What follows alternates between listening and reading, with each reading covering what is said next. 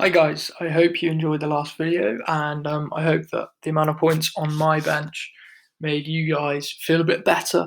If you benched Bruno or someone else, maybe Shaw like I did, but yeah, hopefully you enjoyed that. We're going to go through my game week 27 review here. Um, Not a good week at all, to be honest, for me. Only 50 points, which is obviously less than the average. Bit of a shame all round, really.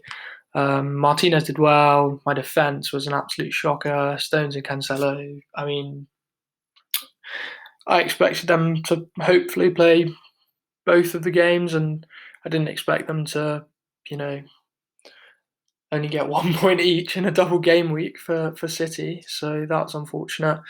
Reguilon, I hoped that he would have kept a clean sheet, but unfortunately not. Leeds boys blanked yet again, bit of a shame. Kane saved my week big time. But yeah, what could have been really if I made the right choices, I would have had 77 points, so 27 more, and I would have been on a small green arrow.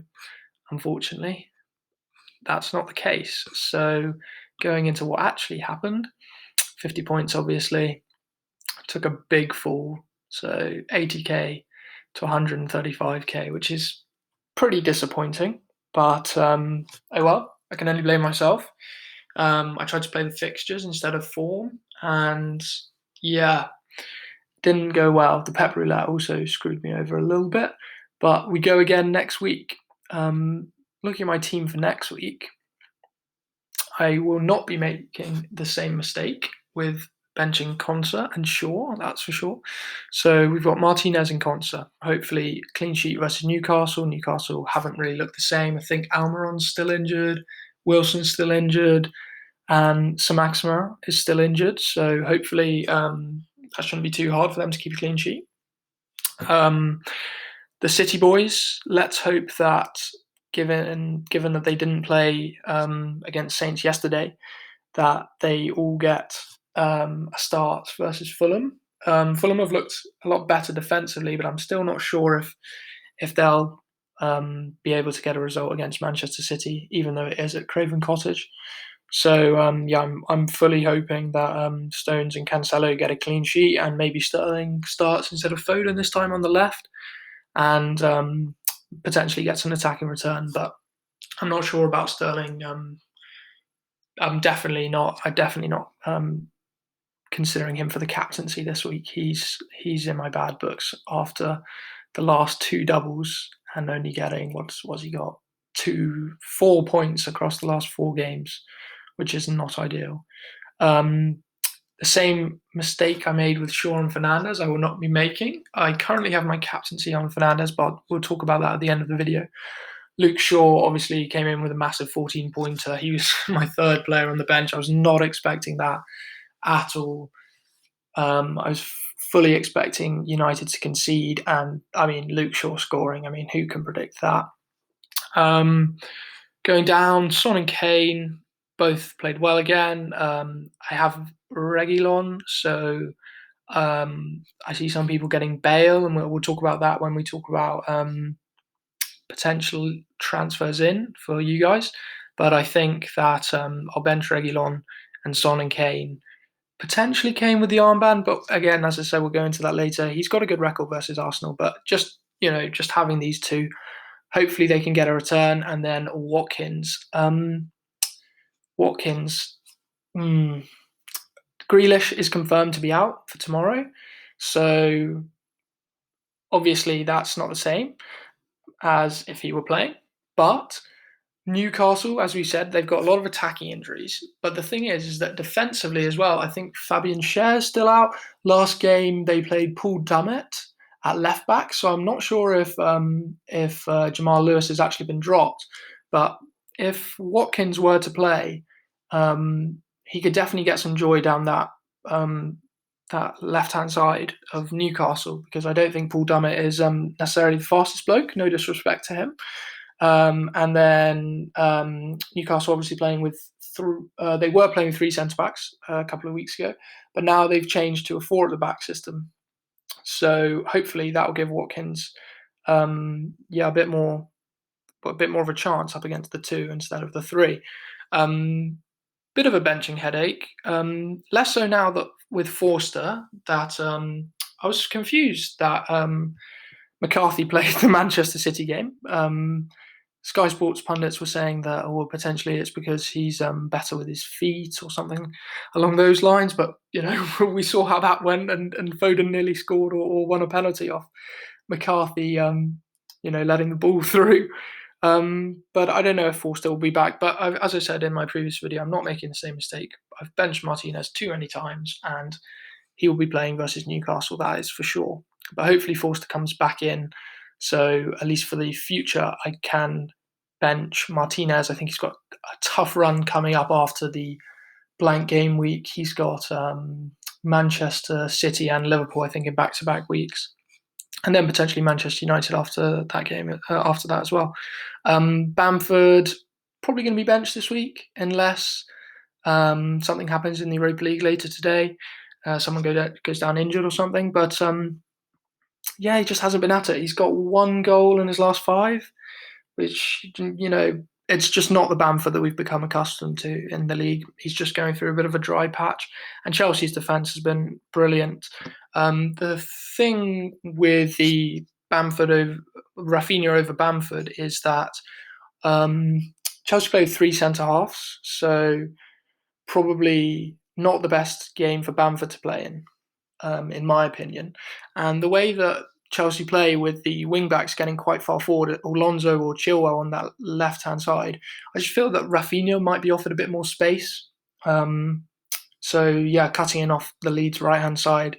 He's also got set pieces as well. Bamford, of course, does have penalties, but I can't remember Leeds getting a penalty for ages. So I think we'll go Rafinha at the moment, and then obviously Lingard will not be playing against his parent club, Man U.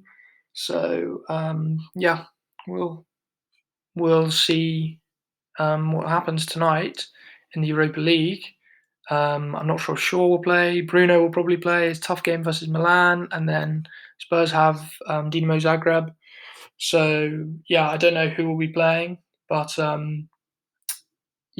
let's move on to what I'm thinking for transfers in for you guys. We're going to do sort of a buy, hold, and sell PowerPoint. Just did this earlier. So buy. Gareth Bale been in excellent form recently. I think he's got 4 goals and 2 assists in his last 4 Premier League matches. He plays in game week 29. He's a lot cheaper than Son.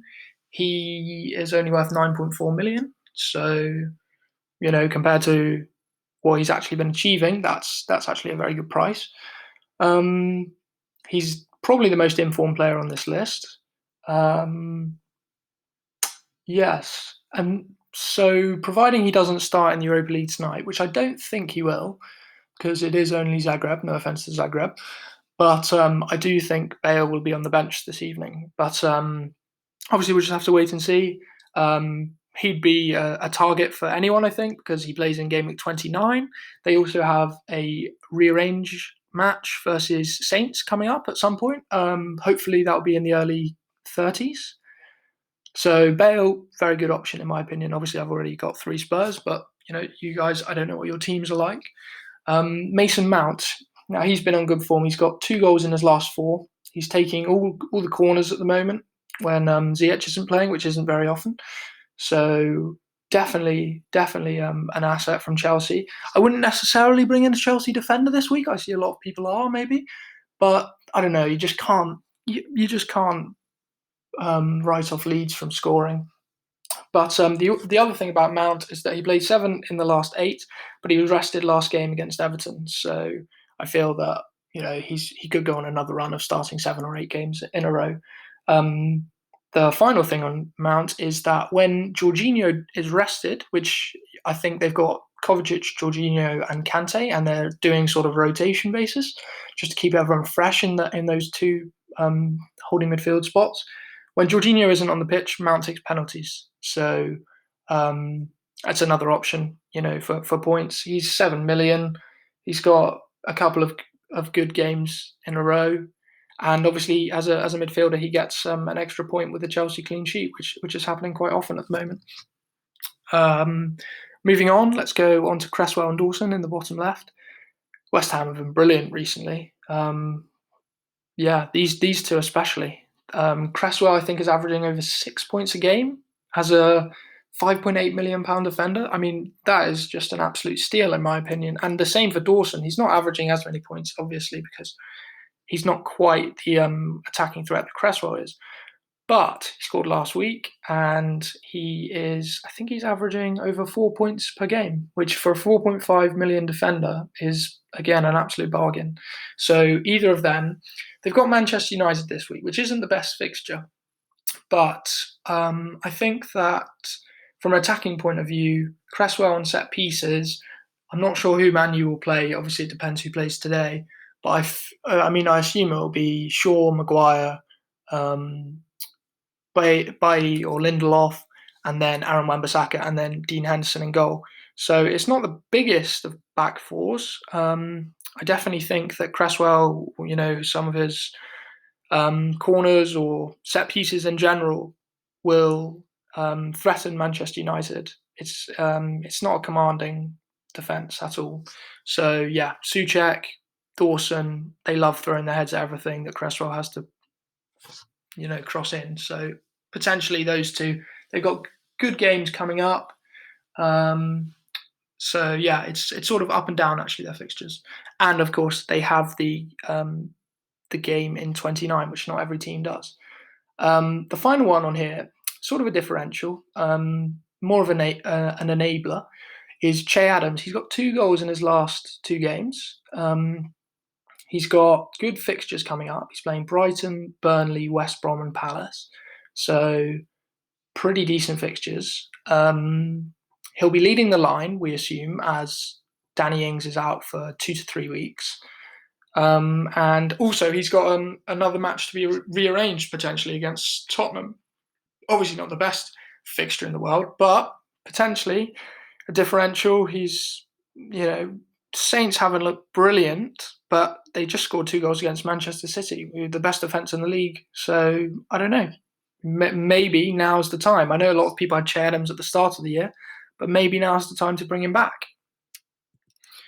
Moving on to holding on to a couple of players. I personally will be holding on to Stones and Cancelo, at least for this game week, because as I said earlier, I assume that they will both get 90 minutes versus Fulham, and hopefully a clean sheet alongside that. However, in 29, I'll probably look to move them on. I'll have a little gander at my blank game week 29 team with you guys in a second. Moving on, Salah has Wolves. Now, obviously, Salah's Premier League form hasn't been brilliant, but with the return of Jota, who looked very good against Leipzig, Salah, Salah can get you a goal out of anywhere. Out of nowhere. He'll miss chances, but he gets himself in so many good positions that he could easily score. Easily nab you a goal, especially against a team like Wolves that haven't been on the greatest run recently. And then the final hold is DCL. DCL, potentially his last chance if you have him. I'm not sure. He's got a rearranged game against Villa, which probably again come up in the early 30s. He has no blank. So in terms of holding on to him, I really think this game against Burnley is probably going to be his last chance in most of your guys' teams. And then moving on to a sell, I think Danny Ings, if any of you took a punt on him in 25 and 26 and 27 for he had 2 doubles in 25 and 27, didn't he? Fair play. I mean, it was unfortunate that he got injured and he didn't play the City game and he didn't play again in the second game in 25, did he? So a bit of a shame if you got him in, but I think now's the time definitely to move on with his latest injury.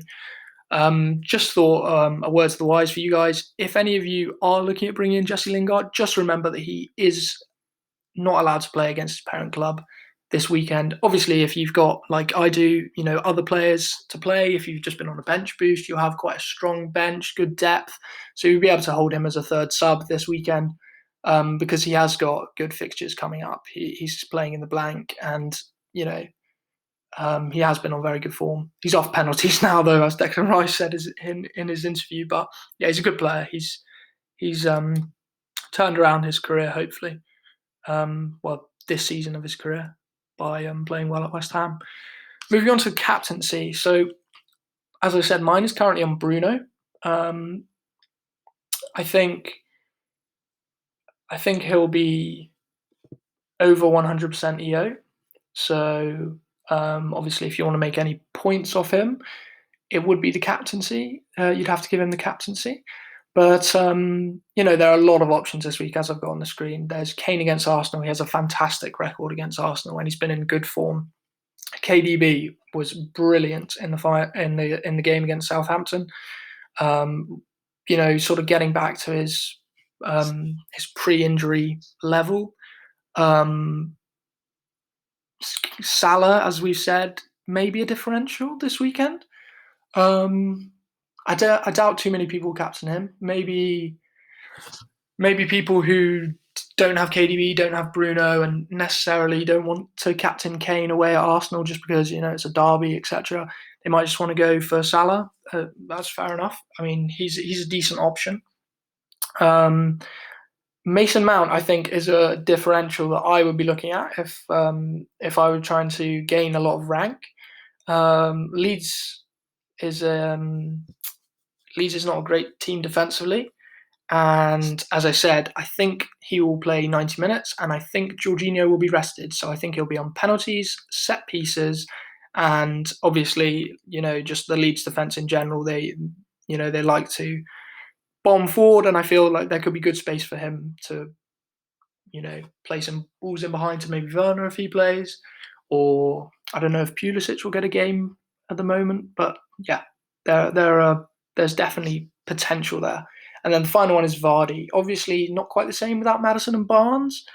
Hasn't really been on his best form, but Sheffield United at home, playing fixture over form is risky. But I don't know. It's Jamie Vardy. He's on penalties. He could easily bag a goal or two. So that's the end of the buy, sell, and hold. If I just head back to this page here, I'm just going to quickly show you what I have currently planned for 29. As you can see, I've got 10 players playing: Martinez, Spurs, Konsa versus Spurs, Watkins versus Spurs, and then Reguilon, Son, and Kane in the same fixture.